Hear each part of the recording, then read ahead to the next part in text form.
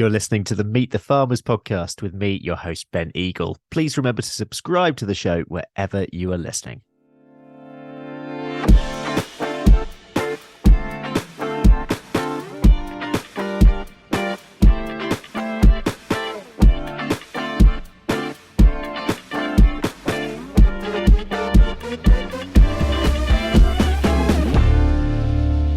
Hello, everyone, and welcome to episode 211 of the Meet the Farmers podcast with me, Ben Eagle. Today, we're doing something that I don't often do on the pod, and that is highlighting a farming publication. But it's a farming publication that has been in circulation for over 30 years. So I'm hoping that at least a few of you already know about it.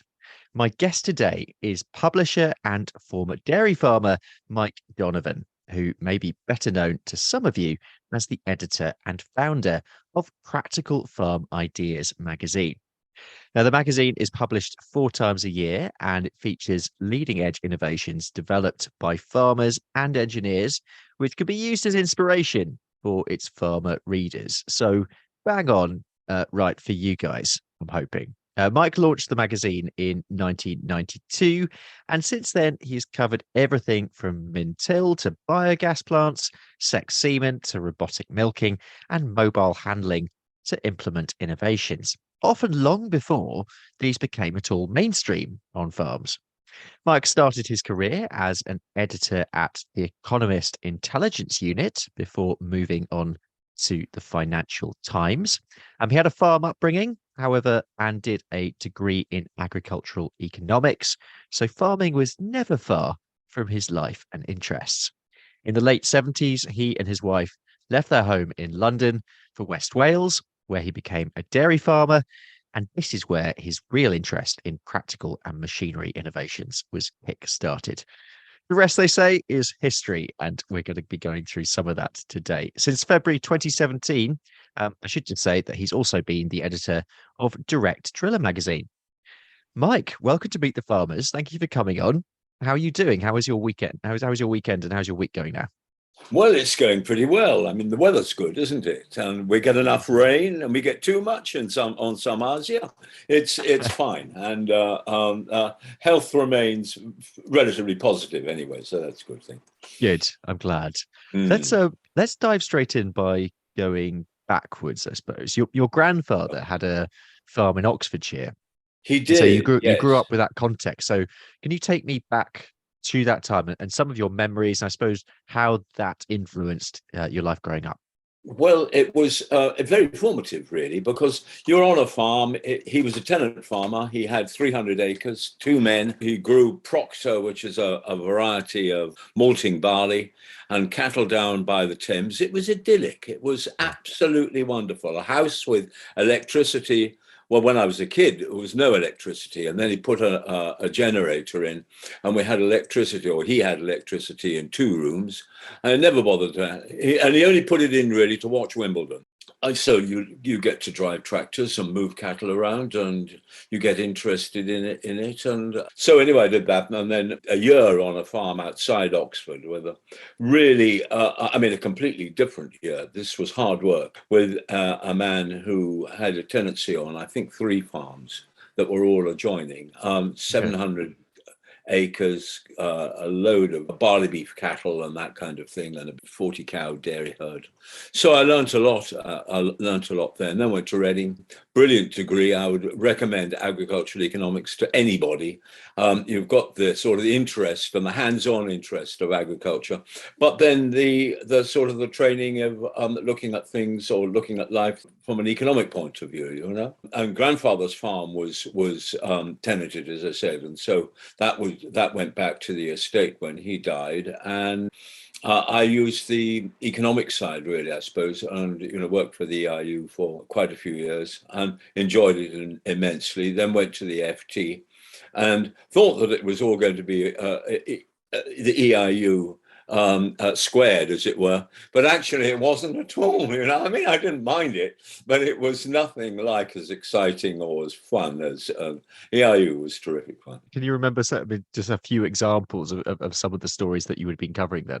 What there? Oh Lord, Yeah. yes, chucked right in at the beginning, at the deep end. I mean, what was I? 23, Yeah. something like that. And it was surprising how you quickly sort of took that step. And I can remember going down to Devon to Exmouth, and there was a chappie who was wanting to build silos. I don't know whether they're still there, but he needed a report from the bank. So he phones the company up and he says, look, I need a report to get an economic report. And so I get in my car, which was a really rather clapped out Mini. And I get halfway there and it breaks down. So I leave it there and I hire a new Ford Escort to do the rest of the trip. And I arrive there and this chap says, "Good, they don't give you much of a car, do they?" And I could see he was somewhat surprised to be sort of confronted with this 20-something-year-old, he was borrowing, I don't know, millions. But anyway, I did the job. He got the loan, and so that did all that sort of thing propelled me into quite sort of positions of so-called sort of responsibility, really. Yeah, No, I can see that. Yeah, so it was very much learning on the job, in at the deep end in those early days. Yeah, yeah. So taking all that forward, and clearly you had all the prospects there of really quite a really clear career path there, but you decided to move with your wife to Wales and Yes, become a dairy farmer. yes. Take me through that sort of decision-making process, and because I'm Oh, guessing you were sort of tied in both directions. I think yes, very well. Well, yes, and I mean, I suppose relatives and everybody else would expect me to sort of go on. I mean, I wouldn't say that there weren't huge. I mean, in today's terms, there weren't huge rewards working for the EIU or the FT. I mean, it was a sort of salary job, as it were. The move to Wales came through a university mate, and he farmed down in Devon. And my wife and I were down there one weekend, and I was enjoying myself driving his tractor. And he said, "You ought to go farming. What are you doing working in London?" And it hadn't really occurred to me that there was a life outside London. And I said, "I've got no money. That's the problem." And he said, "I bet you've got enough money to do it." And so we, of course, no computers or spreadsheets. It was backs of brown envelopes. And we had 2 nights. So we really didn't go to bed. I mean, till about sort of 2, 3, 4 in the morning. And we really got on. Even is a bit like me, he's a bit driven. And at the end, we had sort of modeled it out. We were going to sell everything, and my mum was going to give us 2,000. So that was then that was a big chunk. And we started driving over weekends down and looking at farms. We looked at quite a few. I mean, missed some because we were too slow off the mark. Once you've seen something, if you like it, you've got to go for it. And I mean, that's true today, as it you can spend, and many people do spend their whole lives dithering, looking, and never actually doing that. And we decided that we were going to go. Why? Well, as they're saying, Financial Times, it didn't give me the buzz. And also at that stage, we were both doing quite a lot of cycling and so on. So we were relatively fit. And I thought, there are so many people, they work their socks off in London or wherever, and they get to retirement age, and then they start to think, oh, we'll start farming.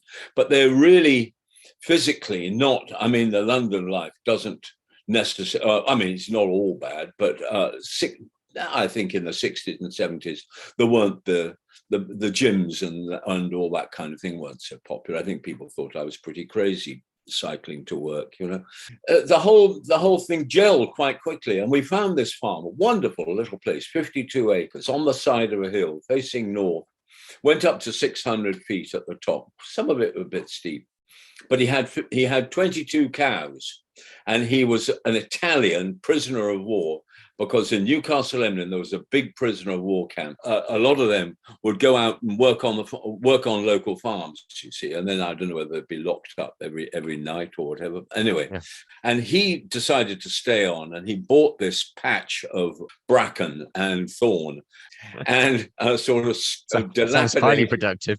Yeah, totally. Yeah, and he did it by the sweat of his brow, and he was a remarkable bloke. Anyway, he was retiring, and his children weren't interested in it.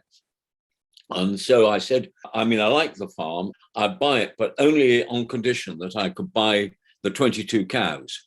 It was an afterthought. Actually, it was absolutely critical. And I mean, now talk to any farmer and they say, well, if you're buying the farm and you've got the acclimatized cows that have been born and bred on, because I mean, he had the farm since I suppose the early 50s or Yeah. late 40s, And then on top of that, he said, well, why don't you have the week before we exchange contracts?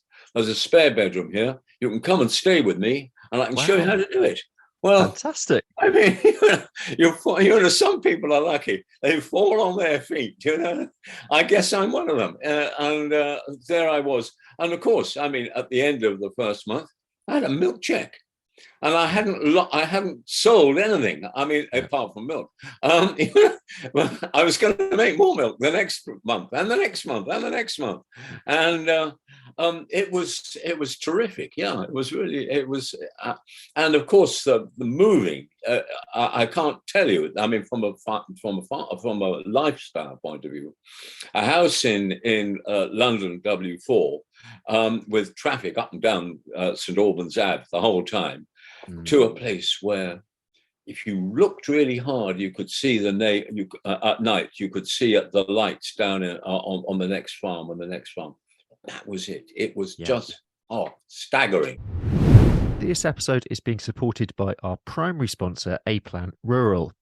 Why did I want to collaborate with A-Plan Rural? Well, having got to know them, their team shares my passion for giving a voice to farmers, and we are both driven to raise the profile of farming voices to a wider audience. So it seemed quite a good fit. Quite frankly, together we will be able to do a lot more. A-Plan Rural do a lot of work on social media themselves, sharing farming accounts and farming stories. They have a rural community blog which shares farmers' experiences, and they also support a growing number of initiatives that champion UK farmers, including this podcast. So a big thank you to A-Plan Rural for supporting Meet the Farmers. One of the things I'm particularly interested in, I suppose, which is in the context of the magazine, which we'll go on to talk about later, but it's your time in the workshop, I suppose. And I suppose the situation as you've described there, you were clearly having to think a little bit outside the box and innovate a bit. But yeah, clearly you must have been a bit of a dab hand in the workshop. Well, maybe, but I was inspired. You see, I told you I was working for this chap, the Oxford chap, for 14 months or something like that. We're a bit of a slave driver. I mean, he would lose his rag if you're 2 minutes past 7. But he was a chappie who knew how to farm. I mean, he was a tenant. And he got a family, and I think his father was needed to get money out of the business as well. While I was there, he put up these huge sheds, completely innovative. I mean, a wall of bales around the outside. He didn't have any walls there. Poles, tin off a burnt-out shed, so it had leaks and that sort of thing, but it kept them warm. Barbed wire inside, stretched drum tight so they wouldn't break. Then you chuck the walls on into the pen, you see, for bedding. And he'd sort of thought those things out, and he was dab hand at welding. He would stand there when we were planting or something like that, and you had all these Fords and Majors chugging around, and people like me losing, getting the end caught in a hedge or something. And of course, nowadays the hedge gives, but in those days it was the blinking implement that broke. And the boss would be standing on the workshop door, which was on a bit of a sort of converted cow shed. So most of it was done outside, and he would just weld it up and patiently send you back. He knew how to work, and he knew how to save money and so on. And so then, of course, once I'd started farming, I did a lot of ATB courses. I mean, this was before Lantra. They're very, very easy. And I mean, I did a 6-evening welding course, £2 a night. Yeah, it was good. So fast forwarding, and I'm sure we will reflect back on times before as well through this, but let's fast forward to the early 90s, because this is when you launched the magazine. But for how long beforehand had the idea been brewing? I suppose about 18 months, something like that. It took me a year to write the first issue. I got a copy of the first issue. Oh, fantastic. I mean, listeners can't see it, but there you are. You're in black and white.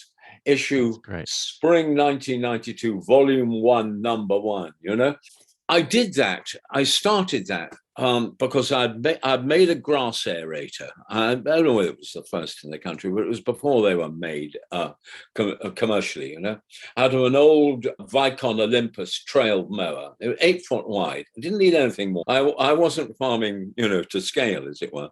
I ran it over all the grassland and it cut slits about sort of 6 inches, depending on how dry the ground was. But you could stick quite a bit of weight on the back of it. And it was trailed because I only had a small tractor.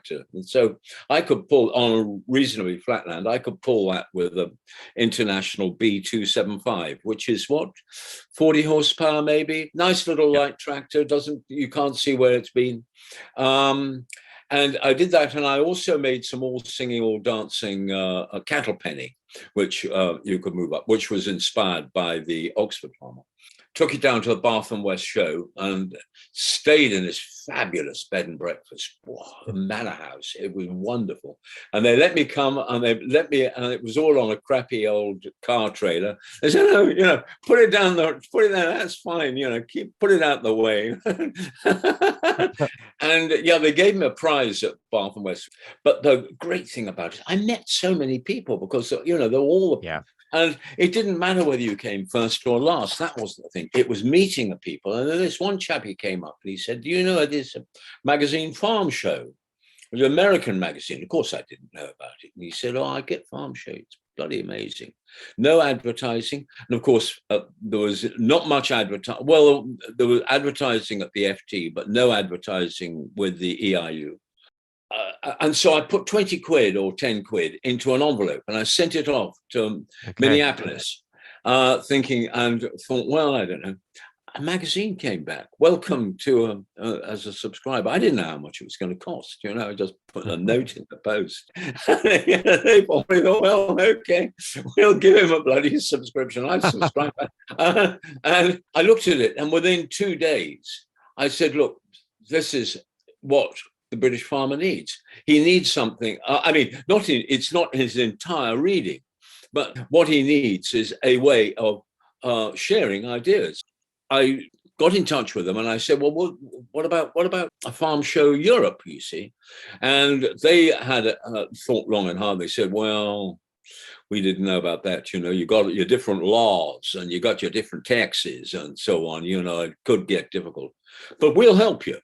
If you think of doing it, we can send over pictures and things like that, all in the mail, all because they were all black and white pictures, you see. Yeah. And so I said, yeah, come on, you know, you've been given an offer. You know, it's a little bit like getting the cows. You know, you've been given this offer, and heavens, do you turn it down? No, I think you could make something of it. Just coming in there, that in itself is interesting. A few weeks back, I was talking with Alex Cherry about groundswell, of course. He was describing, we were talking about the origins of groundswell and how that in itself was born from similar events in the States, which then sowed that idea.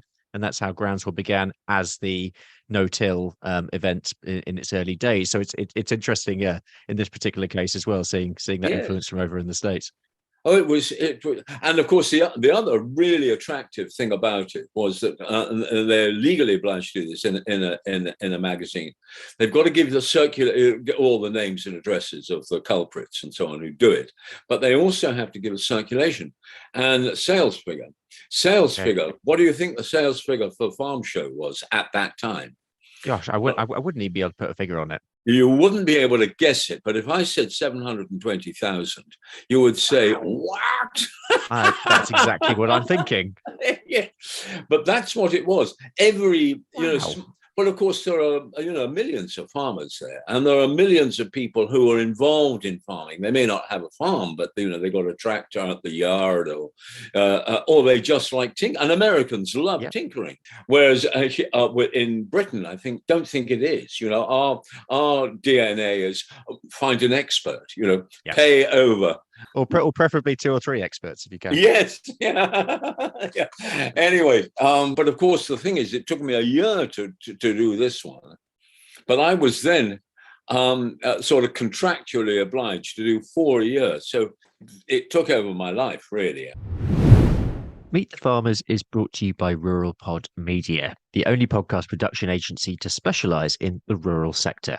We're on a mission to make rural stories mainstream and help businesses, organisations, and communities like you tell your story through podcasting. Podcasting is a fantastic way of connecting with your audience, whoever that might be, getting your message out there and networking with leaders in your niche. Rural Pod Media can help you by launching your new podcast or helping you with the technical side. We also provide podcast training and an audit service if you already have a podcast. You're not sure where to take it to next. For more information or to book a call, visit ruralpodmedia.co.uk. That's ruralpodmedia.co.uk. What I really like about Farm Show is that you don't know what you're going to get on the next page. And so I thought I'll do exactly the same. I mean, if it works for them, it could work for me. And most magazines don't do it. And also, they had no advertising, which was brilliant. And they had a thing for users' trials or experience or something like that. And people would write in and say that they'd bought this machine and it had fallen apart within, and with no advertising, they could put in what they liked, and that has remained. I mean, I did try advertising for about a year or so. Oh, did you? Okay. Yeah, but I'm very ashamed of it, really. But it was really, really important that I did it, because I realized that actually it's bloody hard selling advertising. You've got to be a salesman. I'm not a salesman at all, and you've got to know how to sort of screw the deal and that kind of thing. And I take my hat off. On that, in the practicalities of the early days, and especially with attracting subscribers, how did you go about that? Because compared with today's world, we're in a different age. So what was your approach to that? Well, before the great decision was made, decided to do some market research. And the market research consisted of sending sample pages. I constructed some sample pages, pictures and articles or whatever, of my aerator. I could write that up. And there were other bits and pieces that I made in the Farm Workshop. But then there were other things from Farm Show that I could use, you see. And I wasn't going to send out too many pages. I think it was probably 2 or maybe 3 or something like that. And it would tell them, what was going to be in it. So I sent that to a random sample of farmers. And how the hell do you get a random sample of farmers? Well, there's a library in Carmarthen. And in the library, there are yellow pages. They take up about 8 foot of shelf space. And there is a section, obviously, on farmers in each one. And I took the farmer in the bottom right-hand corner, the last one on the page, and it had pretty much the right address, you see, name and address and a postcode and everything like that. And so I spent bloody days at it, sitting. And the librarians thought I was crazy. Here he is again. Yellow pages, scribbling the name and address out on a little label, you see. And then we photocopied all these things, and there were about 500. And the great decision was to put a return envelope in, but not put a stamp on it or anything like that. So they would have to stamp it. We were not going to spend more than £500 on this thing. So that was on the table, which meant that I hadn't got the editorial BMW or whatever. I kept one away from that. I got such a response back. It was incredible. Just what we want. Yes. Advertising, no, we don't want advertising. And we're prepared to pay. Well, I mean, the subscription price was £12.95, which of course in 1992 is a lot more than what is it now, £18 or £19 or 20 quid. It's got a lot cheaper. But then the whole business of publishing has become infinitely cheap. And in terms of over that 30-year period, I suppose, how has it changed in terms of format? Or is it still, if a reader today who has only been subscribing, say, for a few years, were to read those early issues, would they recognize it as the same magazine? Oh, yes, yes. Yeah, definitely. I mean, the headings haven't changed. I've dropped health on the farmer. I was quite keen on health on the farmer. Okay. I That's dropped interesting. it. Yeah, yeah. Well, I'll tell you why. I fell ill in about 1980, I suppose, something like that. I was delirious. I was in a bad way. And a doctor came along, and my wife phoned the doctor. I couldn't get out of bed, and Dan had to come and milk the cows, which is, which of course adds to the cost of anything. So, Yep. and he said, "I don't know what's wrong with you," he said, "but it's not good. I'm going to give you an antibiotic." And he stuck a needle in my bum, and he said, "I don't know what it is, but I'm going to." But before that, he took various blood samples, and then he did. I mean, he's a damn good doctor. He took the blood samples. He injected me with the strongest antibiotic he had, and it was probably a double dose. And he said, "Look, we'll see how you get along. I'll come back." Came back the next day, and I was feeling very much better. He said, "Yes, well, I've had the results." He said, "It's leptospirosis that you've had. And you get that from rats and, sucking your thumb and doing all the things that you're not supposed to do, and you can get it from wild swimming too. It can hit people really bad." And he said, "It's lucky you're under 50, he said, because if you were over 50, you wouldn't be here now. There's Wow. over 50% death rate over 50. Wow. Wow. But he didn't, I mean, there he was, a West Wales doctor, and he hadn't recognized it because he didn't get too many customers who had leptospirosis, you see. And I thought, there are a heck of a lot of diseases that can transmit from animals, particularly animals, but I suppose insects and maybe plants and that kind of thing, that many people don't know about, even doctors don't know about. Well, if you've got something and you've got an article that will, tell you a little bit about it, well, it could be quite useful, you might save your life. But anyway, I ran out of diseases after a while, and I got doctors to write it. Doctors are the most hopeless people when it comes to writing anything. One, you can't read what they write. Well, I was going to raise that point. Yeah.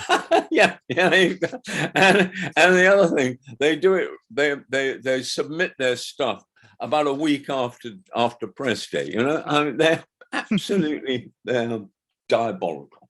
And so anyway, I wrote a few myself, but I mean, I didn't call myself Dr. Donovan, but I mean, and so I dropped that. But in some ways, I would like, if I would like to wrap those up, because of course they're as true today as they are when they were. And in many ways, I mean, certainly health, nutrition, the food element of that has become incredibly high profile in the last few years. Yes, it has. But they would also, you're asking whether they would recognize it. The other thing that they would recognize is the way in which, I mean, this very first issue has got things that are still before their time. Yeah. I mean, here we've got a two-way log splitter, which, a log splitter, it's got a return stroke, and then you've got to wait for it to go back, and the bigger the ram, the longer you have to wait. Whereas this thing's got quite a big ram, and it pushes it one way and it pushes it another way, so that I just love that sort of idea. Yeah, I mean that must be one of the fascinating things. Looking back through previous episodes, through previous issues, must be things that turn mainstream, and you've been covering them way in advance. Yeah. I mean, this grass aerating thing. Why nobody has picked it up, I just don't know, because it's an amazing way of reducing flooding. Tewkesbury, if all that hinterland, the drainage area of the Severn, was to be aerated, Tewkesbury wouldn't need. I mean, I'm saying this. That's not, of course, I can't prove it in any way. Yeah. But I don't believe that Tewkesbury would need, because I mean, I saw it for myself when I've spread we cleared the slurry pit on a sloping field, and a field sloped it was rectangular, and it sloped down to through a little bit of a wood and into a stream. I'd spread this field. I'd put about an inch of really black sludge on the top of it, and I was going to plow it in. And then it rained, rather like it rained yesterday here. You couldn't see across the road. I was very concerned what to happen, what to do. But so I thought, well, I'll get the aerator and I'll start at the bottom of the rectangle and work up. And I got halfway up, and I had to go and milk cows. And luckily, my mate Dan came, and he said, "Could he do anything?" And I said, "Yes, if he could just keep on doing that." And you could see that field sort of from the other side of the slope, as it were. And where the aerator had been, it was opaque. There was no water. Water wasn't on the surface. Where it hadn't been, it was shining like a mirror. And we looked up for any kind of water running off, and could see nothing.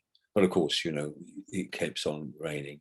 And then we tried to plow it about 3 or 4 days later, and I had to leave that field over a week before the tractor would steer straight. It was completely sodden. And I thought, well, that's exactly the kind of thing that we need. And not containing the water when it's dangerous and it's going through Tewkesbury, but absorbing the water. And what happens to that water that gets absorbed? Well, it probably finds its way into an aquifer somewhere, and it'll get cleaned up, and it'll feed underground streams, which feed rivers.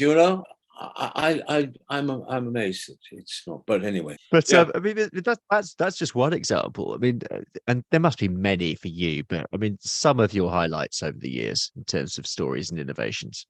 Well, I suppose one thing that was really, really simple. It's quite difficult to this. Dairy farm, Somerset. Chap says. Farmer says to me, talk to Fred the cowman, might have something to show you. And Fred said, yeah, I've got a simple way of milking a 3-quartered cow. And 3-quartered cows are not uncommon. I mean, you don't want too many of them because they're a bloody nuisance. Why? Because you can't put 4 suckers up. You can only put 3. And so you've got to bend the other one over artfully and stop it sucking. Well, what he does is he has a rubber tube. He ties a bit of milking tube. He ties a knot in it.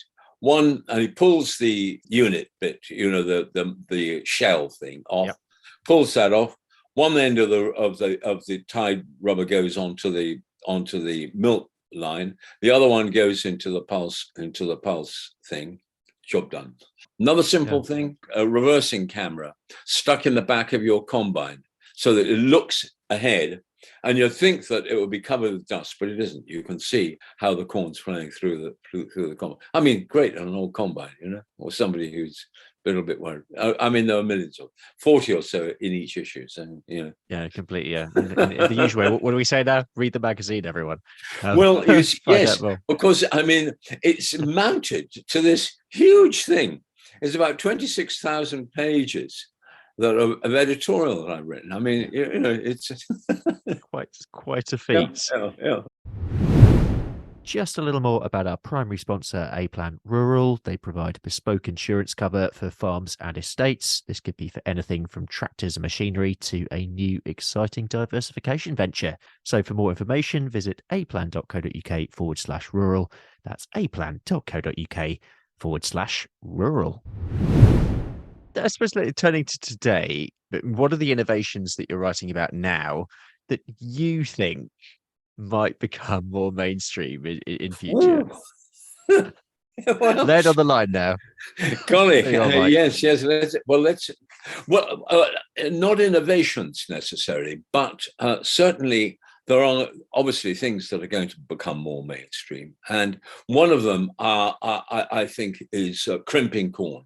Yes. I think that crimp, as they call it, I've been told. I mean, I haven't had any of this research done myself, but I've been told that your crimp corn, crimping is harvesting a crop of wheat or barley, say 3 weeks before you would normally combine it, 2 or 3 weeks. So when you're harvesting it, you're harvesting something with a moisture of perhaps 20 or 30%, rather than the 14%, which is obviously a lot drier, for storing in your grain store. You drive the combine through the corn in exactly the same way. The straw comes out the back end. The corn, the damp corn, goes into the tank.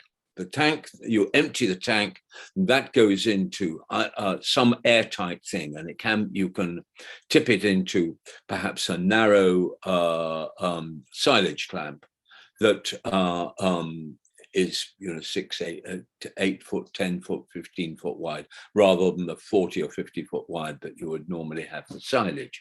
And you feed it not as great as you might do a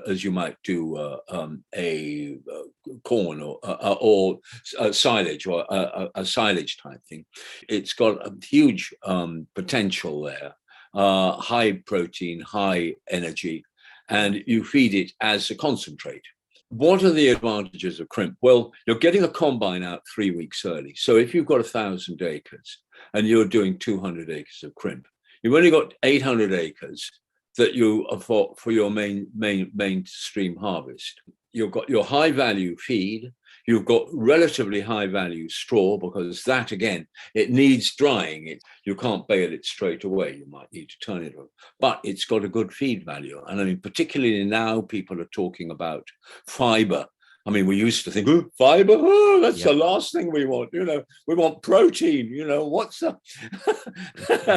but now, actually, we're thinking about fiber. And isn't it strange the way people are adjusting their forage harvesters? So there's a longer rather than a shorter chop, because for years we've been thinking, we've gone for single chop, then double chop, which meant it was about half the size, and then precision chop, and then you're sort of ultra precision, and and every time you chop it, you've got another gallon of diesel going in, through it. And now we're back to fiber. I mean, it's wonderful. Yeah.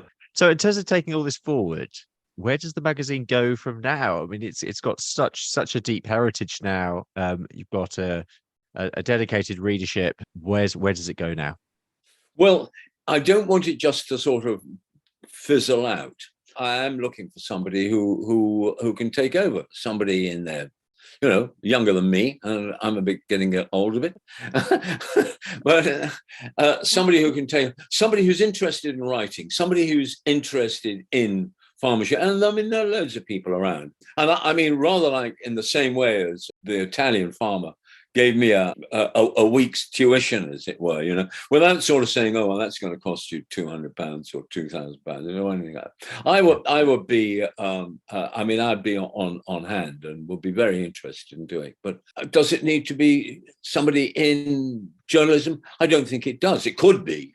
If anyone listening is interested, please do get in touch with Mike, I suppose. Yes. I mean, I would be seriously interested. I do put little things in a magazine, but I don't like to sort of push it too much, because otherwise people might think, by golly, I'm not going to take out a subscription because he'll have packed up before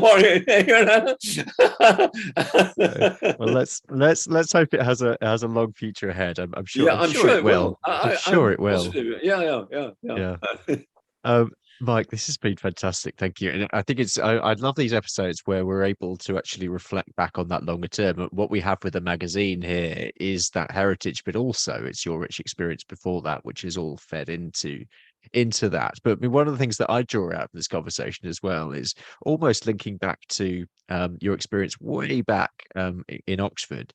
Is it's noticing the value that different people who come into your life can give you as well, and how those experiences sort of, you never know when those are going to come into play. But also, once you get an opportunity, seize it, because again, you never know where it's going to be going.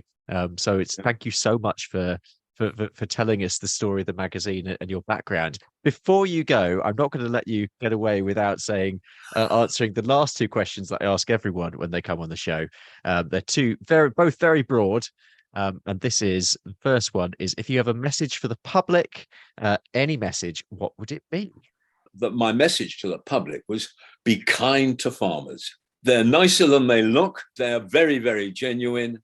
I don't know how many checks I've had for subscription checks, as you can imagine. Yeah. I mean, in the early years, everybody paid by check, and that was the way it went. And how many checks bounced in the whole of the Farm Ideas 32 years? I've had 2 bounce checks. Oh, fantastic! And I mean, that shows just the kind of level of honesty of the yeah. I think that farmers need to be prepared for some pretty rough years. I think those farmers who have not seen the need to change, and I mean, maybe change to no-till, maybe change to whatever, but if they haven't seen the need to change, I think they're going to find things quite difficult. I mean, I wrote something the other day, which I think was probably a little bit over the top, saying that farming faced a situation that was as critical as when the Corn Laws were abolished in 1846. And you say, well, what the heavens is this chap talking about? But the Corn Laws protected food farmers and food producers enormously. I mean, it was a big tariff. The anti-Corn Law people had the ear of the public and the ear of politicians, and they did away with them. And it was a little bit like New Zealand scrapping subsidy. And you see, we've got subsidy being perhaps pretty much scrapped. We've not really seen much of a lift in farm gate prices. Look at the price of barley today. It's compared with 12 months ago. Yeah, if I was farming, I would keep my checkbook in my back pocket. Well, we will leave it there, Mike. But a big thank you to you for coming on the show. And I suppose the important question is for listeners: how does someone subscribe if they want to? www.farmideas.co.uk is the best way, and you can, it'll lead you forth. At least I hope it will. If it doesn't, but and what I would like to say to people is, well, thanks for listening. I hope it's not too much drivel. They get something out of it. But it's been a tremendous. I've enjoyed the hour. Thank you very, very much, Ben. I mean, I really have. I've enjoyed it, and I wish you really well. I think you're a great interviewer. You don't tell me what I've got to say. That's the idea. Well, it's been a pleasure having you on. That is it for today. Talking of subscriptions, if you haven't already, please do like and subscribe to this show wherever you're listening, and leave us a review again wherever you're listening. Next time, we will have our harvest special for 2023, and we'll be hearing from arable farmers up and down the country with their harvest reports. Thanks again to Mike for today, and to our primary podcast sponsor. Mike, I'm dropping the sponsor here. A-Plan Rural Insurance is our sponsor for today. Thank you to them for supporting the show. Please see the show notes for more information and for any links mentioned today. For now, though, I'm Ben Eagle. This has been Meet the Farmers. Thank you very much for listening, and I hope you all have a great week.